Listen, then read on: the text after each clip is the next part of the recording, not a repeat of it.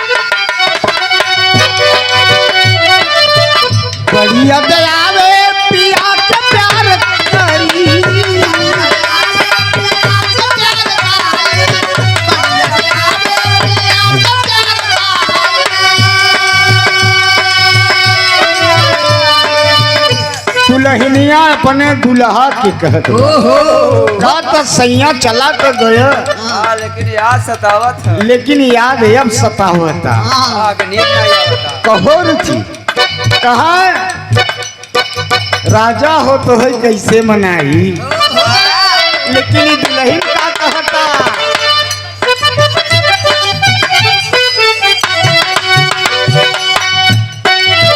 बड़ी अदयावे पिया के प्यार करी,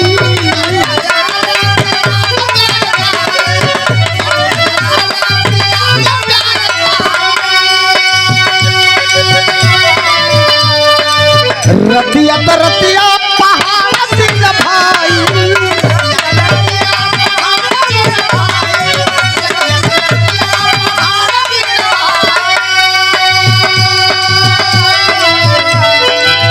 बड़ी अदयावे पिया के प्यार करी, रतिया तो रतिया पहाड़ दिन भाई,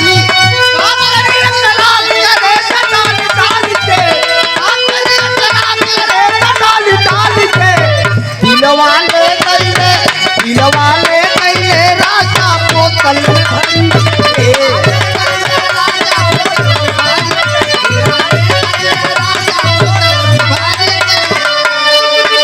और का कहत बा बाबू बड़ी नीक भाव में आदरणीय सम्मानित राम सजीवन ढोलक मास्टर, बहुत दिन पर भैया कई बार संगत के हमारे साथ बजवाए है, तो फंसियात रहे तो उबाल ले। राम सजीवन भैया आपकी तरफ से 50 रुपया भैया के नमस्ते हो।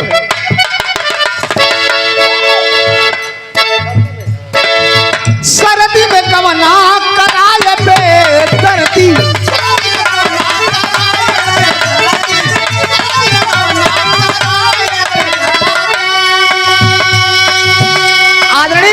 सम्मानित राम जतन प्रजापति इनार गांव इस सर्दी में गौना कराए बेदर्दी। आशीर्वाद हो जुग जुग जिया लाल, अरे शंकर लाल नहीं थम्ब ये गिरा जाता है ना उहे बात सर्दी में गौना कराए बेदर्दी,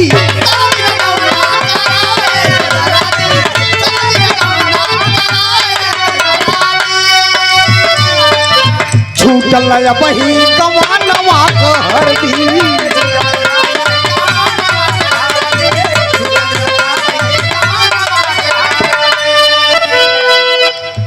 आदरणीय सम्मानित घर के मलिकार शंकर लाल प्रजापति जी आपके तरफ से 101 रुपया नमस्ते हो। बुजुर्ग बहन पहले की प्रणाम, सब बहन के नमस्ते। हमारे बीच में आदरणीय सम्मानित उगता हुआ सूरज समाजवादी पार्टी के आप सच्चे सिपाही और युवजन सभा के जिला अध्यक्ष आदरणीय मुलायम यादव हमारे बीच में आए हैं। उनको सादर नमस्ते। और हमारे बीच में अजीत यादव एडवोकेट हमारे बीच में आए हैं। कल हमको बहुत बड़ी खुशी हुई, कल हमारा जन्मदिन था। हम 10:30 बजे रात लेट गए, खा पी करके उलट गए, सूत रहे थे। उस समय में अजीत यादव जी आए तारा गांव से और लिए के कोक झोला में लेके आ गए। और आदरणीय सम्मानित आप एडवोकेट अविनाश गौतम जी आप भी आ गए। दोनों भाई आए, उठाए, हमको आवाज दे दिए, कहें भैया उठा। उठे हम का बात बा, दोनों पुरानी सोवत रहे हम। अरे वाह, अरे यार हंसा जी ना लगे लगे खटिया पे रहे, सही बात देखा है ना। हाँ अब लगा शंका हुई है कि अलगे लेके खटिया पर दोनों पुरानी सोवत रहे, आवाज दे। हम उठे तो हमारे दूल्हे नहीं उठिन, कहें का बात बा। आए कहें जन्मदिन का बहुत बहुत बधाई हो। हम अब हम कहा अरे यार हम तो सोवत है ये भाई। आदरणीय सम्मानित आप मलहरी चौधरी जी, आप बाहरपुर बदुकपुरा के पावन धरती से 51 रुपया। और आदरणीय सम्मानित घर के मलिकार आप शंकर लाल प्रजापति जी, आपकी तरफ से 101 रुपया। भैया के नमस्ते हो। केक कटा 10:30 बजे रात के कटता है दोस्तों। हम कहा वाह कैसे।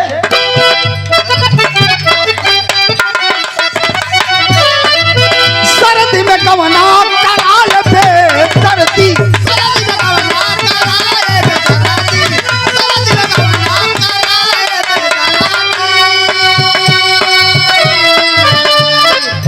छूटल नया वही कमानवा के हरदी।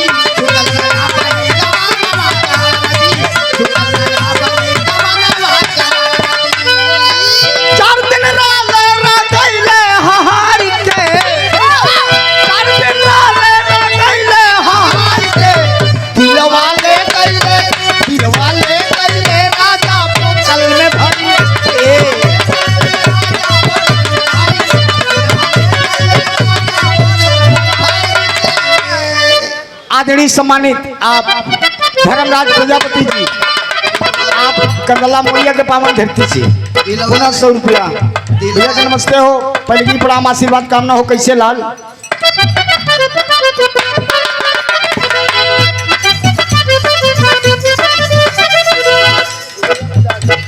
जियो लाल जियो।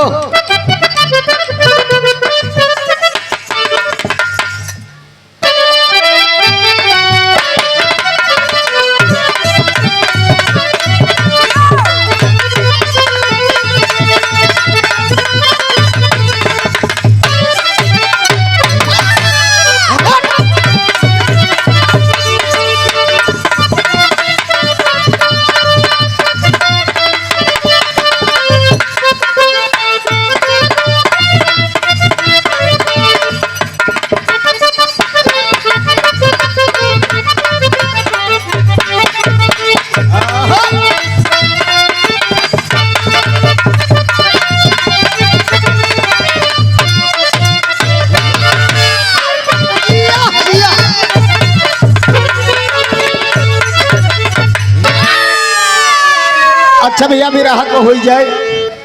आदरणीय सम्मानित भाई हमारे यहाँ घर का मालिक आ रही समझे, हमारी तो इच्छा बा कि बदल के चल गई, लेकिन ये बैठ के चौके में लगा है, बदला ही नहीं देते वकील साहब। कहा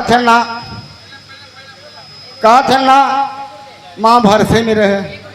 हम कहा यार तू कहा यहाँ चाहत है। हम कहा हो तो गए ना। कहा थे ना वहीं में रहे। अब हमार छाती के दाह नहीं बुझा, गोड़िया के अंदर है। अब इनकर बुझाई एक गीत आप सुनला, फिर वहीं तरह से ठीक कहा था। हाँ ठीक बा, फिर वहीं तरह से गीत सुनला मास्टर। कैसे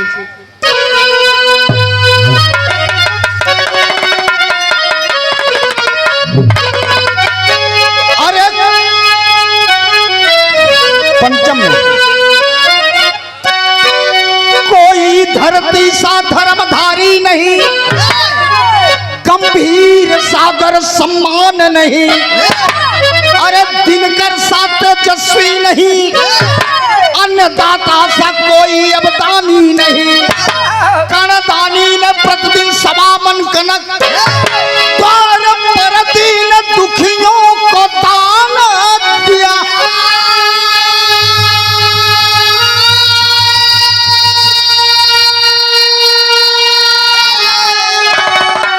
स्वर्ण दान से बड़ा है अन्य दान, वीर दान नहीं पहचान दिया।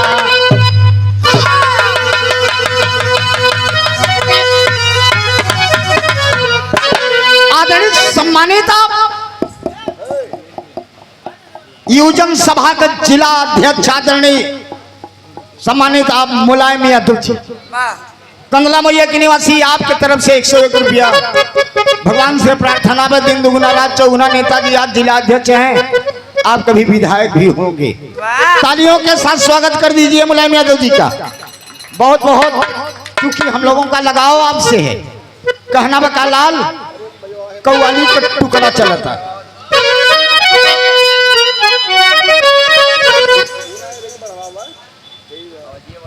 ए रच्चा हारमोनियम का बढ़ाएगा बाबू।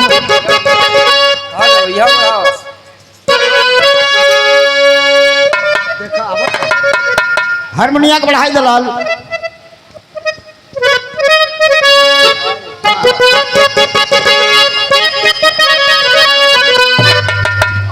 अरे जब चाह जिगर में फूलों की, जब चाह जिगर में फूलों की बगिया को बसाना होगा हो।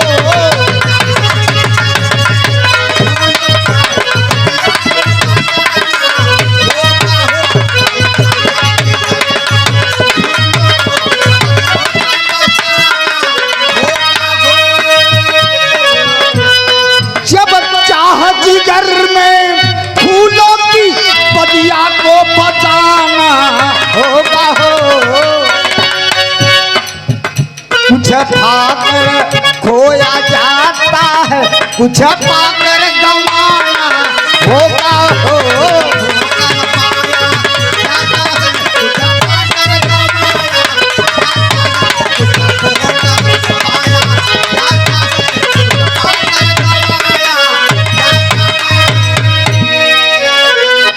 बाबू अगर बगिया में फूल रोज चाहे तो फुलवारी सजावे के पड़े।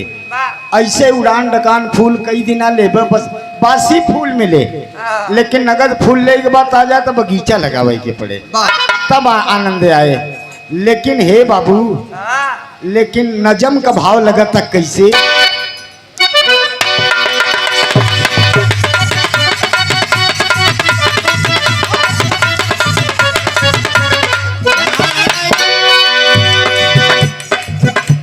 रुचि ये पृथक गीत है, आप ध्यान दीजिएगा। पृथक गीत है, चूंकि रामायण महाभारत का कहीं प्रमाण नहीं है, कहीं नहीं प्रमाण है। माननीय ललई राम यादव जी दोनों को गलत साबित कर दिया 1971 में, दोनों को काल्पनिक ग्रंथ बना दिया। लेकिन ये हमारा समाज ढो रहा है, तो आज यहाँ कैडर के लोग भी बैठे हैं, वो जान रहे हैं कि, लेकिन हमारी इच्छा तो थी कि कैडर की गीत हो, लेकिन यहाँ ब्रिक लगाई के बैठा है, यही वजह मजबूरी में गावत थी।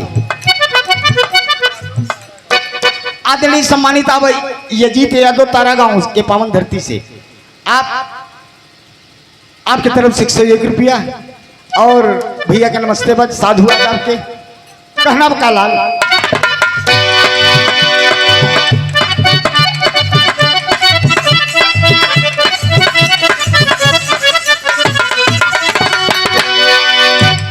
ऐसे ना, अरे कर्ण महाभारत में मृत्यु वरण किया, मरते दम कृष्ण अर्जुन को सोना करण दिया।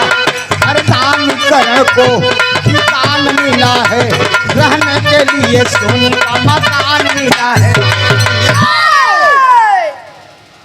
कर्ण जब लड़ाई के मैदान में मर गया, आखिरी जहां से बिरहा छोड़े रहे वहीं से उठावा यही बिरहा। जब कर्ण मर गया, जब कुंती माई से उधर मिल गया, तो इधर क्या हो रहा है, उसको स्वर्गलोक की प्राप्ति हो गई। लेकिन हाँ मास्टर, दोबारा के लिए कैसे।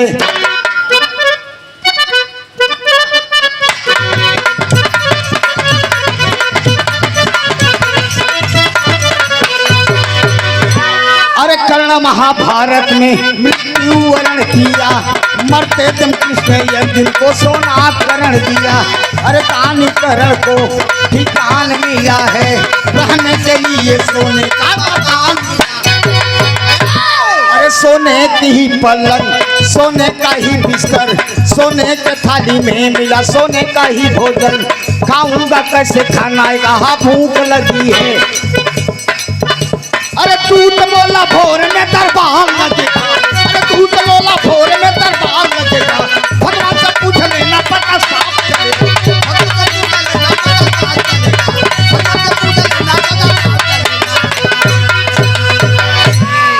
ए बाबू, जिस समय जब कर्ण का मृत्यु हो गया, स्वर्गलोक में चला गया, जहां पर कोई स्थान नहीं है, स्वर्गलोक में गया और वहां भगवान कन्हैया बैठे हैं। भगवान कन्हैया बैठे हैं, लेकिन हे बाबू वहां पर अब उनके भूख सताएगा। क्या करे करण कहे हमारे भूख लगी बा, दूध बोला कि ले भोजन खाओ, तो उन्हें भोजन में काम लेता सोने का थारी, सोने का लोटा, सोने का पानी, सोने का दाल, सोने का चावल, सब कुछ सोना।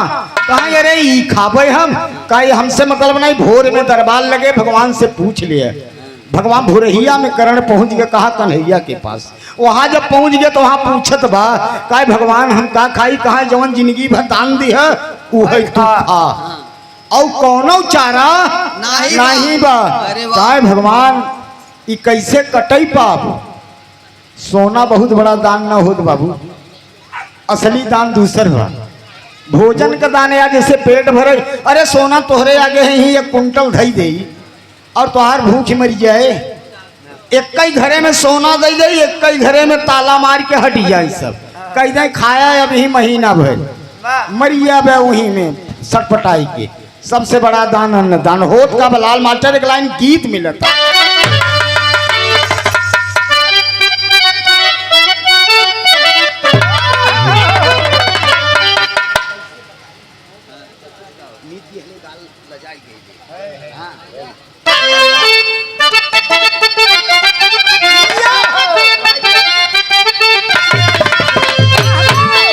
कोनो दुल्हन अपने दुल्हा के फोन पर कहत आजी भैया, का कहत बा, अरे कैसे बताई हम दिलवा का हाल, कता काल आई है, कता काल आई है, देवरा मिले बाकाल, कता काल आई है।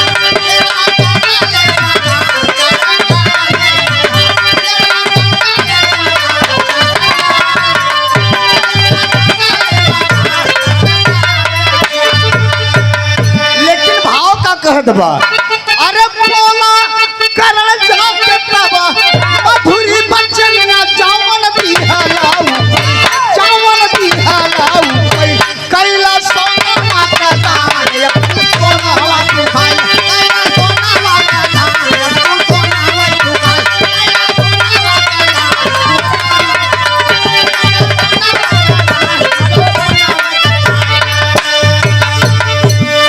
आदरणीय सम्मानित आप धर्मराज प्रजापति कंदला मोहिया के पावन धरती से 101 रुपया। आदरणीय आप पूर्व जिला पंचायत सदस्य और युवजन सभा के आप जिला अध्यक्ष।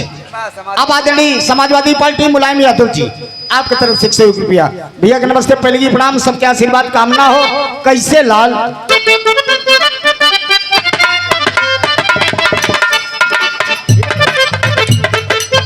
सही है, सबसे बड़ा दाना सुनिया सुना दानी, सबसे बड़ा दाना सुनिया सुना दानी, सबसे बड़ा दाना सुनिया सुना दानी। अरे भूखे को अन्ना और प्यास को पानी, भूखे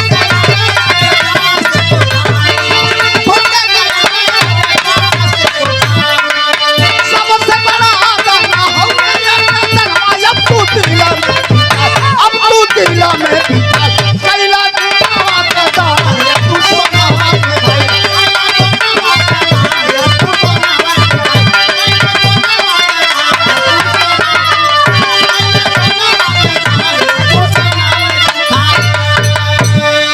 जिंदगी तक दिहा सोना को है खा, कोनो चारा राय ने कहे कन्हैया हाथ जोड़े थे। हाँ जरूरत है हमें मौका दे एक बार मृत्यु लोग जाइए हम फिर हम अन्न का दान करब कहे पक्का मास्टर बाबू राम कैलाश वाली लग गए।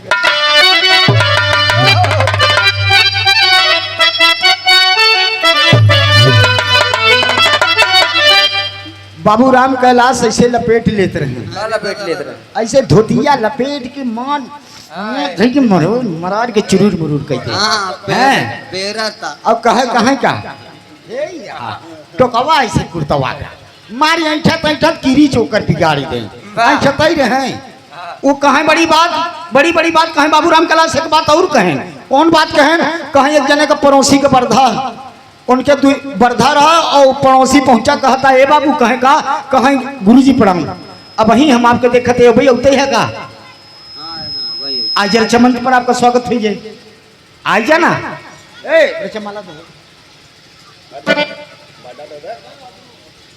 वो हरा चला गया भाग गया अब आदरणीय सम्मानित आप हमारे कवि अरविंद कवि जी आए हैं हम इन्हें अब ही देखत थे शायद अब ऊपर के हैं लेकिन बहुत बहुत कि हमारा सौभाग्य कि आप आए इस बिरहा में और हम बच कर भैया लेता है इतना बहुत बा जना तो आज उस सोना वहां तो दान दक्षिणा जमन चलत बा होता ही बा लेकिन बाबू राम कैलाश बड़ी नीक चीज गावे hello hello sound operator hello hello hello आज है का ए भैया नीचे बढ़ाए रहा हम बच्चे बुढ़ापा वो कमजोर बजौबा तब चले जवान वाली टीम बा है यार अच्छे बढ़ाए रहा बुढ़ौती वाली सब पियाने ना दांत बाण गिरी हुआ इनसे कचौड़े न ससुर से फूटक करी का के सब पेंशन ले वाले हैं हां औ वही हाल हमारा बा औ अच्छा भाई तोहार बा इतने में होत का बा उगवा सबेर वही उनसे कहत बा काई ए भाई हम 5 हिस्सा दे के बाद लेव लगावे के बाद बरधवा काई भाई हमारा लेव लागे 5 हिस्सा जाम तू भोरहिया में ना दिला जब वो गए भोरहिया में तब बछवा बरधा लई के नाद ओद के लइए जुआ पर एक बरधा गिर गए टूटी हर सी ओर से कान्हे पलाट के लेके आए कहे बाबू कहे यार एक कौ हराई सरवा चला नहीं कहे बांध दे यार निहारे लई गए कुल लपेट के आया कुली पानी में वही गहन कहे तू नहीं ना चाय बनाई दे चाय कहाँ चाय बनवा है हर सोर्स तोड़ के आई है जुआ हुआ ओ गहन बेचारो गहन पानी लेके गाय के छींटा मारत है जब बछवा छोड़ के ले जाए जा वही न करे साड़ी में बना फिर कहीं वैसे पहनवाई ले कुछ तो दया दे चाहे भरी के जब ऐसे हाथ लगाई अरे कहे बाबू कहे कहीं तो अड़हुआ आसमान दे बच्ची मियाँ में चारों एक कम हो कहे का भरे कहे हाँ वो टार चले गए देखा कहे करे फलनवा जल्दी आओ कहे कहे देखत गाय सारे तय ले गए ये कैती बछौ बर्धा ना दे रहे कैती हमार गाय तब कैसे चले रे कैसे चले तब तो गैया हमार गिरी गई कुल टूट गया ससुर कहे हाँ हो तो गाय नियारे में धोखा हुई है वह कहत है का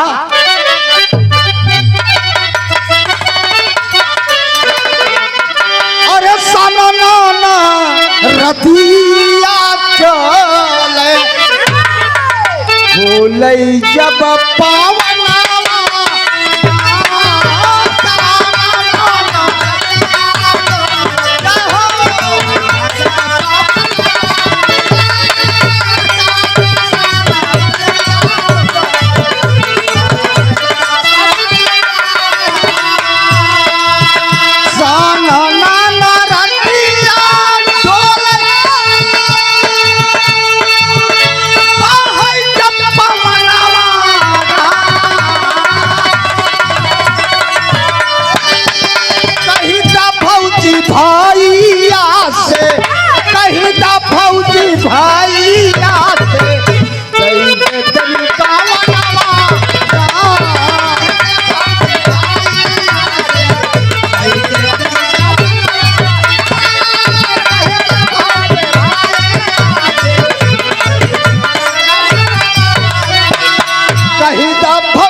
भाई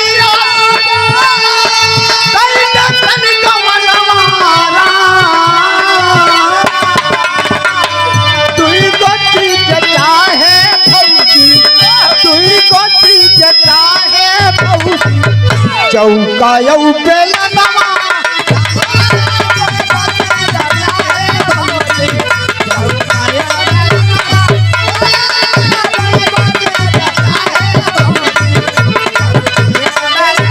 अरे तू को चीज चाहे भौजी चौकायऊ बेलनवा लोई काटत डालही लोई काटत डालही तेल की जो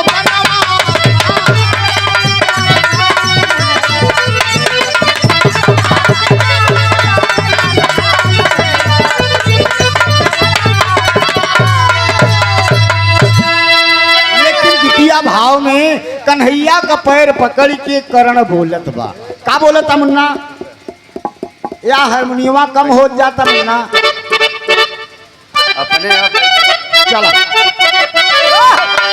बोला करण दैदा फिर कन्हैया से कहत बा का कहत अरे बोला करण दैदा फिर से मानुष का जन्म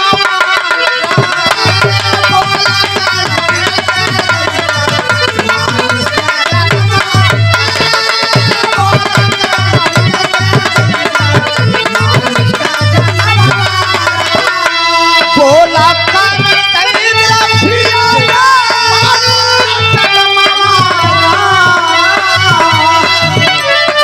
खुशी मान करबई हमका खुशी मान करबई हमका फिर से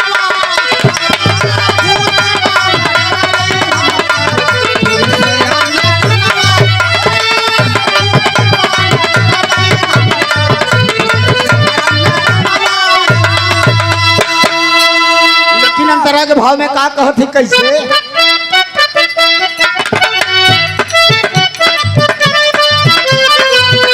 अरे अरे जनमा करण तब गुजरात के नगरी जनमा करण गुजरात के नगरी जनमा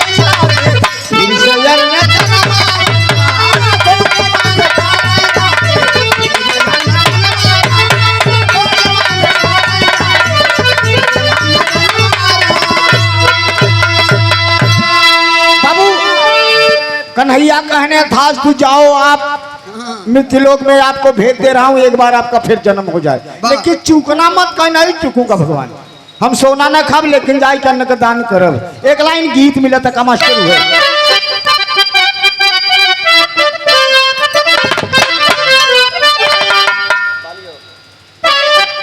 अरे पानी और झुमका भूला अरे पानी और झुमका भूला नाथुनी पे कोई चले बनवाई जा पानी और झुमका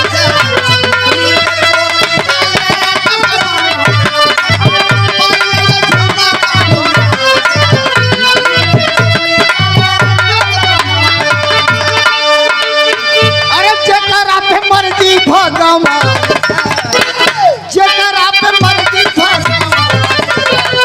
वो करा पे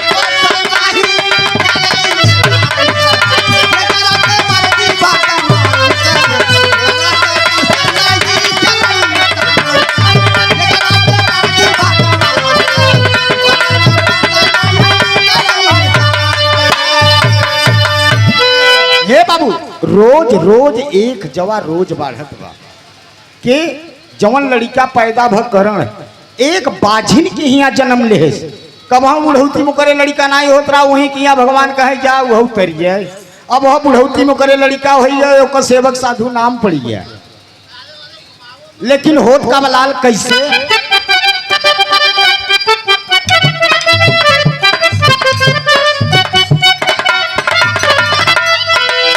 ये जवान रो जवान है कैले मन कलानिया सेवक साधु नाम भैले बापू के चरनिया।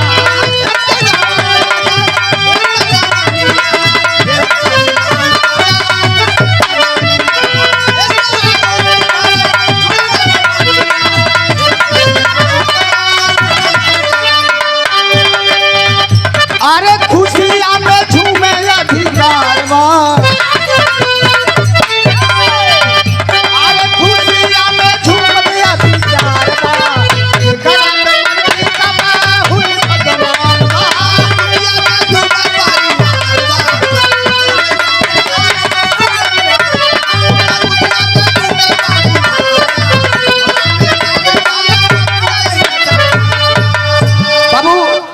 चारों तरफ धुंधमी बज गई कि अरे बाप रे बाप हो बजरिया के लड़का पैदा हुई है।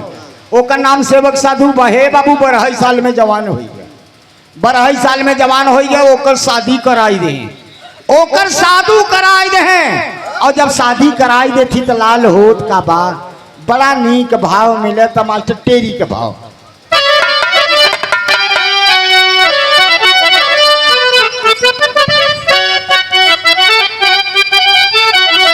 अरे राम जलाता मन मंदिर में दिया अरे सोने का दानी फिर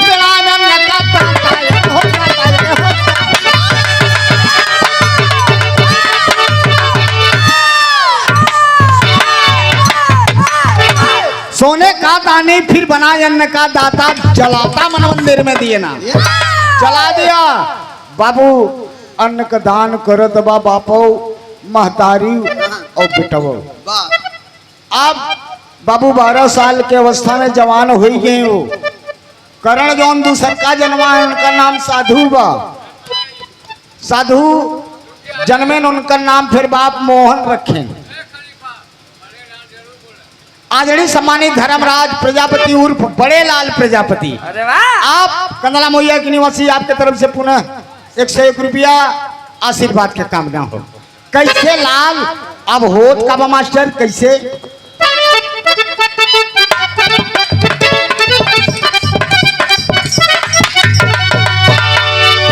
बाप एक दिन की है इच्छा भगवान की इच्छा लूंगा भक्त की परीक्षा लहराई जियरा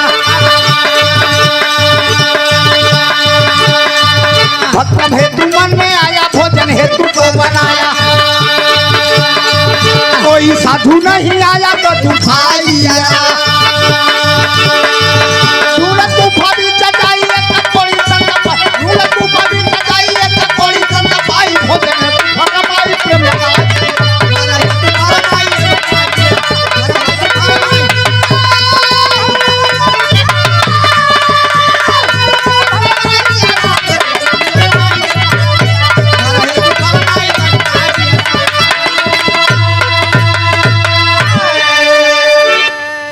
गुफा भी चाहिए कोढ़ी संत पाई भोजन हेतु फरमाई प्रेम लगाई जियरा। बुढ़ी बुढ़ा मर गए जवान जवान सेवक साधु रहे बियाह भव नहू के लड़का पैदा भय। एक पीढ़ी क्रॉस हो गई दूसर की पीढ़ी चलता है इतना दिना में जल्दी भगवान का लीला। अब भगवान परीक्षा ले पहुंच गए एक दिना। अब उनके गरीब के खियाई के साधु संत जे अवै खियाई के तबई तीनों प्राणी भोजन करें यानी करण हाँ तबई भोजन करें। भगवान का माया महीना क्यों नहीं के दुआरे सुबह से शाम हो गए। अरे वाह गवाई ने किया जब क्यों नहीं गए तब दुल्हन कहत बजाते हेर लिए उत्तर के हो ओ खाई लेते न महू बचे खाई हो बेचारू घूमत घूमत गए गुफा में कोढ़ी संत मिल गया। वो करे मेवर मेवा चुअत रहे अंगूरी कट गई है बड़ी हालत खराब बा। कहाँ चलता महाराज आप भोजन कर लेता कहे हम कैसे चलब हम कैसे चलब, हमार हालत बहुत खराब बा, कहीं कैसे चलब मास्टर, वही गीत मिले था कैसे।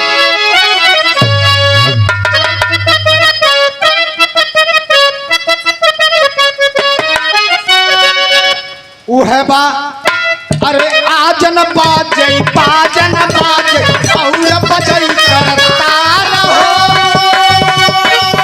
अरे लौ सही जोगिया मंगल गाऊं तोरे पीरिया रहो।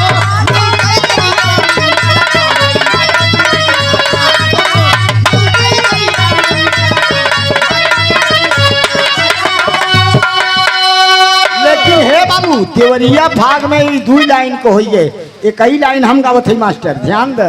ये हमारे गुरुजी बिंदवासनी आतो गावत रहे, का गावे? अरे चूटी के बेले में चूटा घुसावा और घुसावा तोरे में, ये कई लाइन है देवरिया का। वाह पुरानी लाइन। अरे चूटी के बेले में चूटा घुसावा मोर घुसावा तोरे में, और मुर्गी के ऊपर चढ़ावा बोले कुड़र को भोरे में।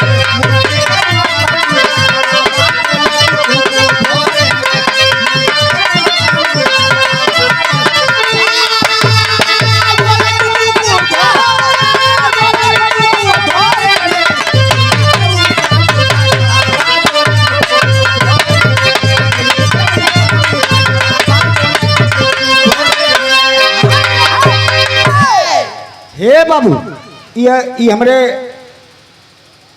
गुरु जी गावत रहे, लेकिन थोड़ा जब पलट दे तो और मजा बा।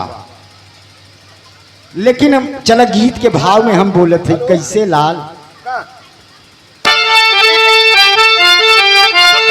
अरे साधु कहे कि खाए चलब हम हवा संत, कोढ़ी संत कहत बा खाई तो चलब, लेकिन एक शर्त बा, कहे का? अरे कोढ़ी कहे कि खाई चलब हम, लेकिन शर्त हमार हो पहले तोहार दुल्हन आवे हो सिंगार।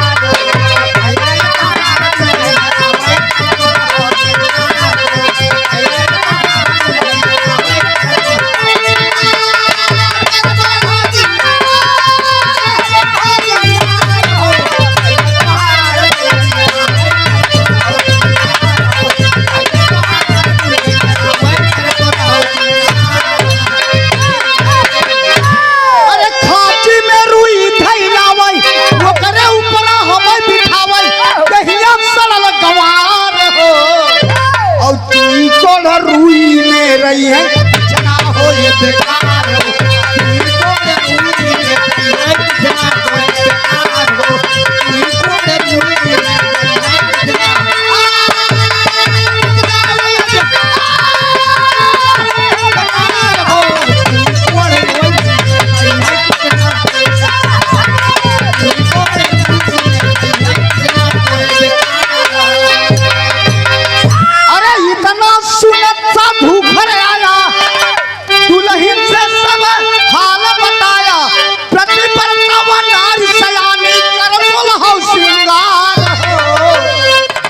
साधु को दिखलाई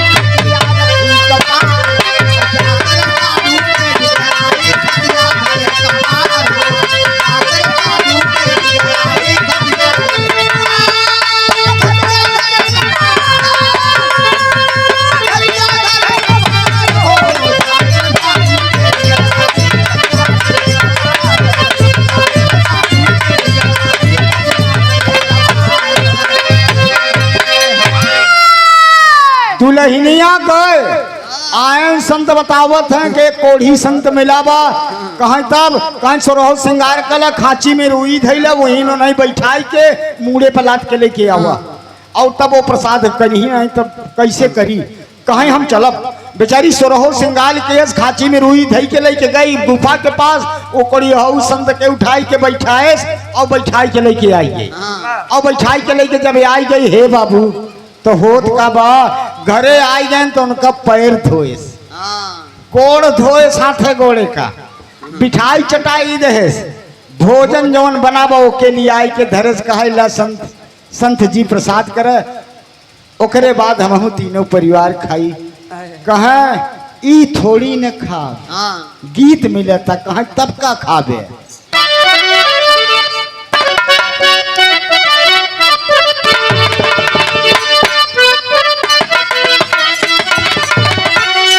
अरे पर्वतों के साए में अरे पर्वतों के साए में एक चाँद का बसेरा है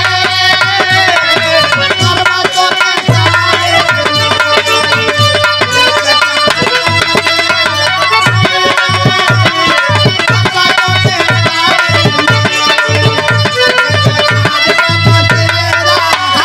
अरे पर्वतों के साए में एक चाँद का बसेरा है अरे जिंदगी का मतलब तो अरे जिंदगी का मतलब तो आना और जाना है इसका मतलब तो आना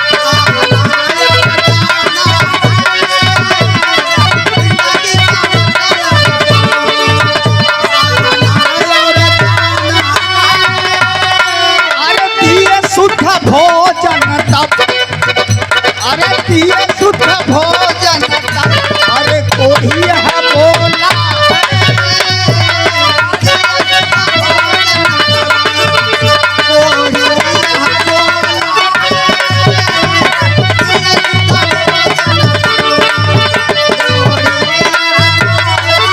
अरे दिए शुद्ध भोजन तब अरे कोई है बोला है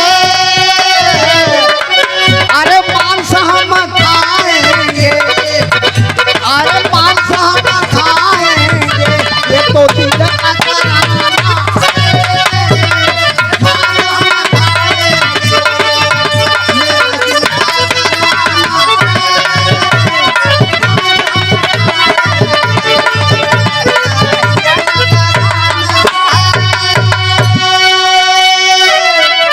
बाबू सुंदर भोजन दिए कहे मैं नहीं खाऊंगा कहे क्या खाओगे कहे हम मांस खाएंगे कहे मांस हाँ मांस कहे हाँ हम मांसाहारी हैं कहे हम नॉन वेज कहे हम एमे कहे कहे अच्छा कहे कि आदरणीय सम्मानित आप बड़कऊ प्रजापति उर्फ धर्मराज प्रजापति हाँ बड़े लाल प्रजापति वाह बड़े लाल प्रजापति हाँ एक दाएं नहु खिया चले के बाद देख दोनों जन के लिए आज चलो भाई चल चला पहुंचाई दे भाई हाँ। पहुंचाई दे रोजी बेटा तो हुआ इनके यहाँ बहुत आपके तरफ से पुनः 100 रुपया आशीर्वाद हो बड़े बहन के पहलगी प्रणाम कहना कबलाल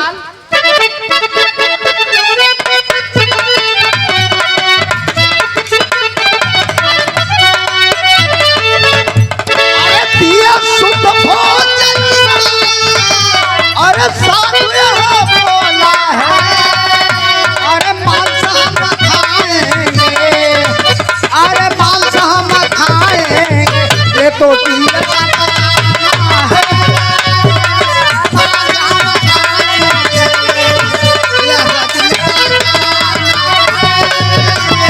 मांस हम खाएंगे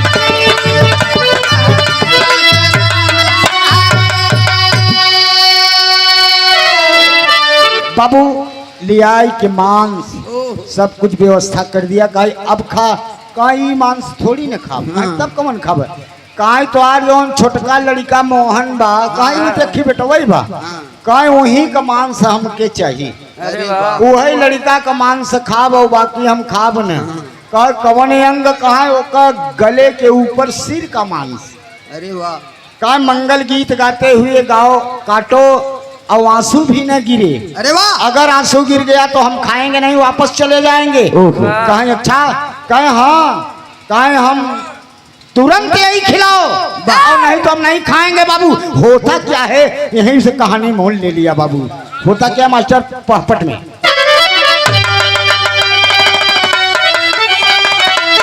अरे बोला मोहन पुत्र पिता से मुस्काई के और साधु की सेवा कीजिए पिताजी अपना दयाल भाई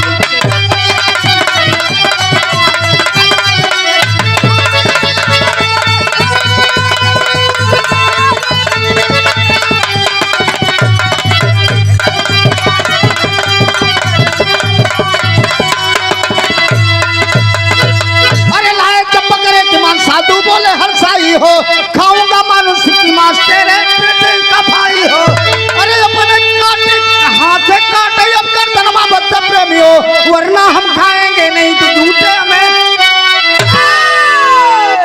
गायों में के ऐसा ही खा अपने हाथे काटे और मंगल गीत गाय के काटे। अब बाबू महतारी अकेले बेटवा 5 साल का बेटवा। अब वो करण सोचत हैं मामला तो फंसी है, बिना खियाई न दक्षिणा दे कि वही पहुंचन बाबू मुड़वा ओकर सोहरावत की महतरिया करत का बाबू आल्हा में प्रमाण मिले तो कैसे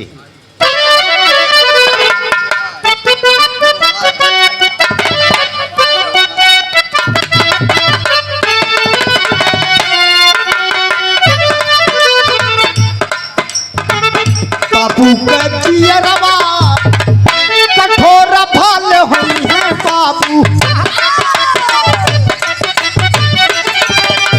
माई का जियरवा हुई मामा का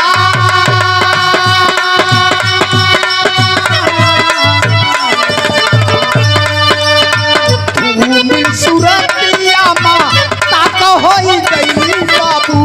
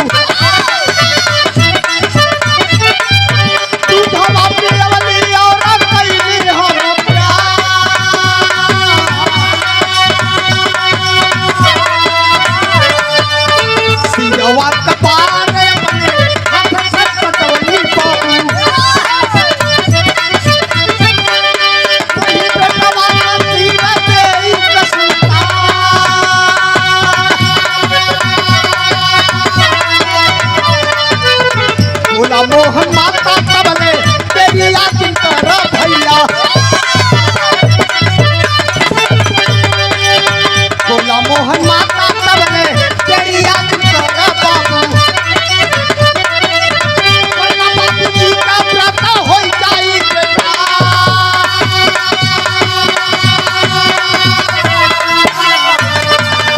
अरे बच्चर का छतिया अरे बनवली माई पगली मंगल गीत गावै सर पेट का उतार,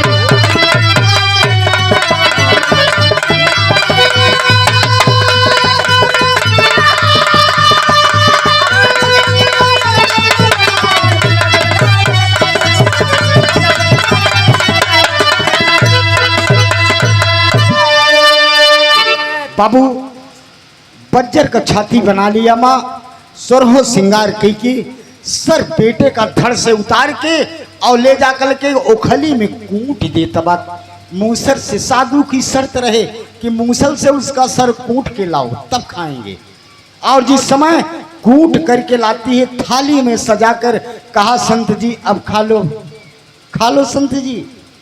संत जी कहे बस हम भोजन कर चुके, कहें बस हम आप दे दिए हम पा गए, कहें संत जी मेरा बेटा भी चला गया और आप भोजन भी नहीं करेंगे, क्यों नहीं करोगे कर लो ना, कहीं नहीं हमको जैसे लाई हो वैसे फिर हमारे स्थान तक पहुंचा दो। बहू कैसे पहुंचाती है वो औरत, बड़ी दुखद घटना हो। अरे वाह क्या किया मुन्ना, खड़ी में आखिरी भाव चलता।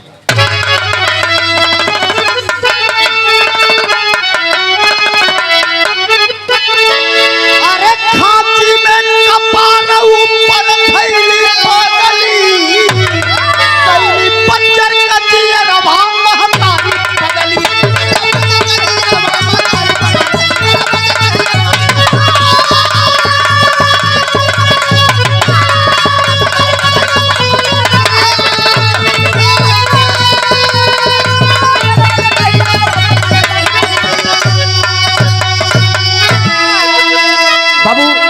यहू संत के पैर धैल है खांची में, रुई में बैठाई के खांची पे रख के चल दी ही बाबू। औरत जात बा और जो उसका पति है यानी दूसरे जन्म पहले जन्म का करण, वो उसको बार बार सांत्वना दे रहा है कि चलो ये सब प्रभु को यही माया थी, चलो पहुंचा दो। होता क्या है, और एक सेवक साधु भी चला नारी को धीर बनाए। अरे धर्म चतुरानन रूप प्रभु जब अपने दर पे आए, चमक गई भगवान का चेहरा महतारी पग।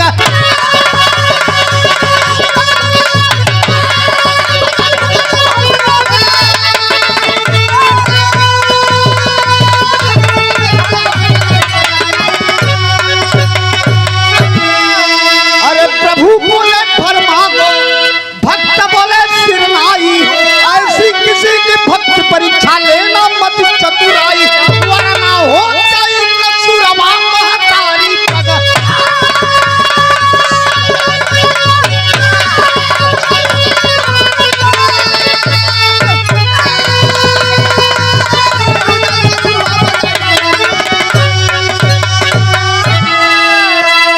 जय भगवान आपन चतुराना रूप पकड़ ले हैं गुफा के अंदर, और गुफा के अंदर जब वो पहुंच गए तो वो देखा था भगवान कहे मांग लो जो कुछ मांगना है।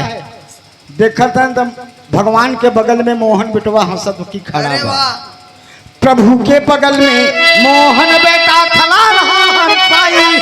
तीनों जन प्रभु के चरण में गिरे शीश नवाई। चमक गए किस्मत कलील रवा महतारी पग।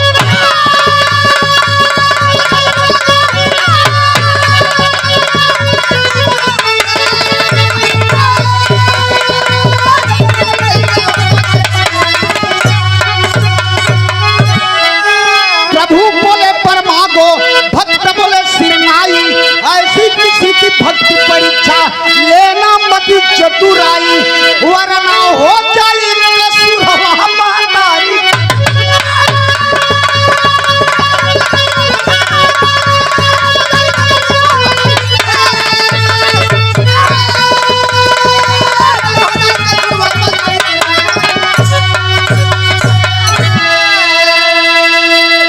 कहाँ मांग लो जो कुछ मांगना हो। भक्तराज कहा यही वरदान मांगत है कलयुग में जिन केहू के ऐसे ले है मार गोजे गोजी मारे तो है बस कहे बस कहे हाँ अब तक पेंशन पावत है कहे आज अब ऐसा कमो परीक्षा लिया जो और न केहू आप बिटिया बेटवा काट के केहो खियाए। हाँ होत का बा आखिरी में का कहते हैं, अरे मुक्त दियो तीनों जन को स्वर्ग दिए पठाई। गया करण फिर से वहीं पर सोने का महल गपाई। खाया स्वर्ग का यह रवा महतारी।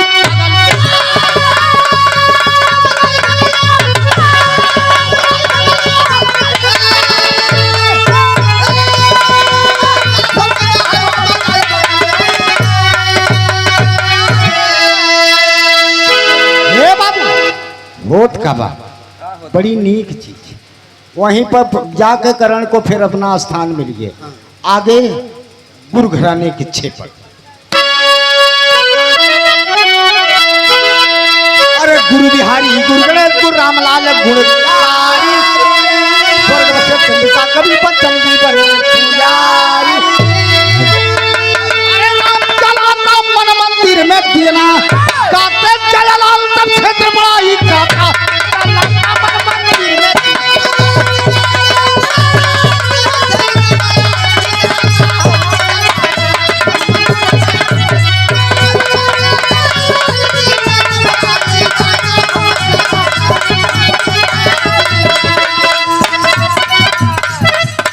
गोरे रंग पर नहीं तना गुमान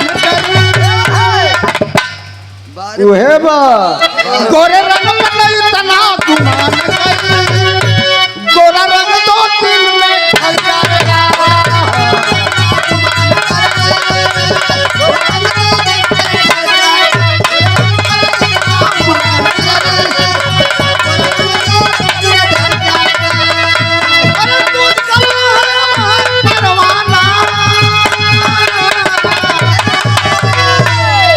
तू समा है